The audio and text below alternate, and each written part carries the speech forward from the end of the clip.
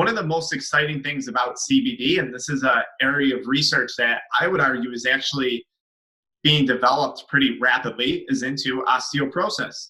So on your bones, you actually have CB receptors, CB2 receptors.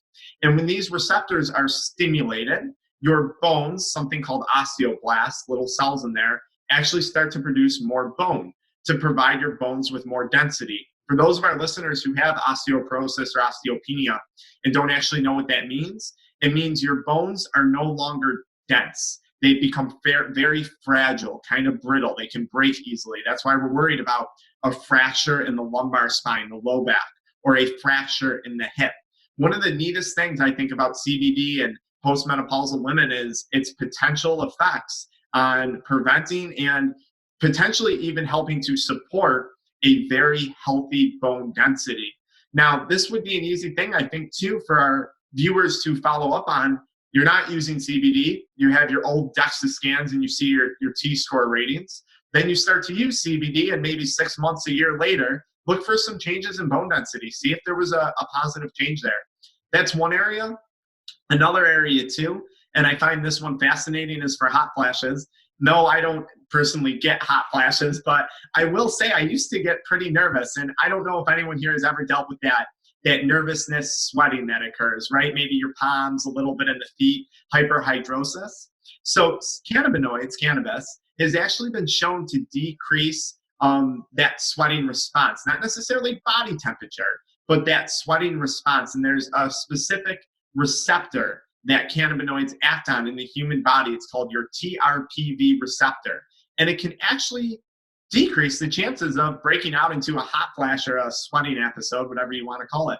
So that's another thing where I think I see huge benefit. Most females we work with, one of the first things they're telling me is, oh my gosh, my hot flashes are so improved. And in turn, I'm sleeping better. I'm not rolling around, throwing the sheets off, can't get comfortable. So if we've accomplished that, if we're saying, hey, we're looking at maybe some better bone density, you're sleeping better because you're not having the hot flashes, we're already in a much, much, much better direction. If you're sleeping better, chances are your mood is going to be better. Nothing can ruin a mood like a horrible night's sleep, especially if it's ongoing for, what did you say, 1/3 of your life? That would be no fun. So I would say those are some of the most exciting areas. I mentioned this in the video where we were talking about PMS, but as you go through menopause, estrogen levels decrease. Estrogen is responsible for recruiting the activity of your endocannabinoid system. So if you have healthy estrogen levels, you, in theory, have healthier endocannabinoid function. When estrogen decreases, your body's own cannabinoids, the naturally occurring ones, also decrease. As we know from previous podcasts, as we know from literature, your endocannabinoid system regulates pain control, mood control, right? Appetite. So if estrogen goes down and our endocannabinoid system is no longer being regulated by estrogen and its tone or its function is also decreasing, we're going to see issues with pain, mood, appetite, sleep.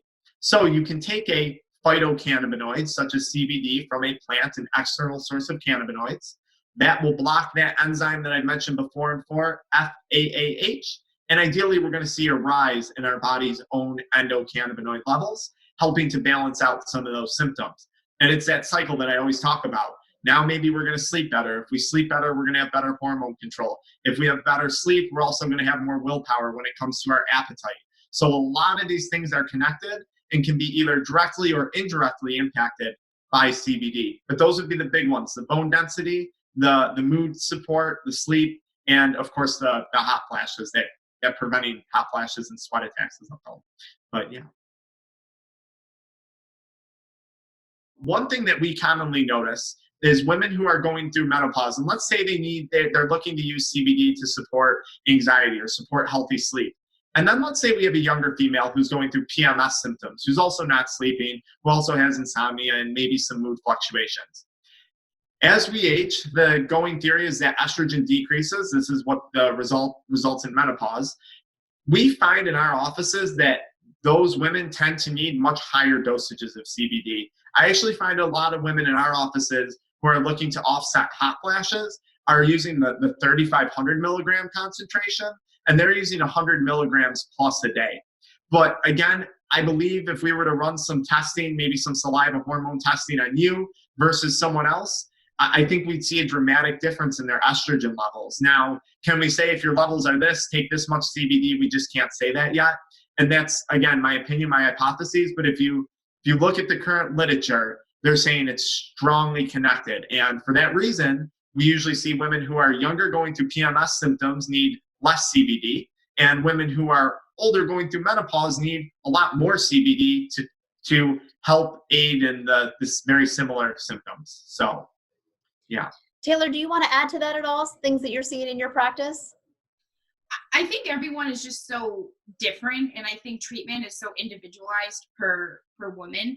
So kind of like what he was saying, if I'm going to recommend CBD, it's also I'm going to recommend other supplements. So magnesium, if you add magnesium at that time, that works really well for hot flashes and insomnia. So I think everyone is just a little bit different in how much they need versus how much they don't need for their symptoms. I'm usually starting at 40 milligrams and going upwards to 200 milligrams. So it's a much higher starting point in most cases. I would say the most common thing I'll hear if it's too much CBD for someone is that they develop just a slightly dull headache. It comes and goes really quick. That's usually my telltale sign of, okay, maybe that 40 milligrams was too much for this individual. So we cut it back, 30 milligrams, 20 milligrams.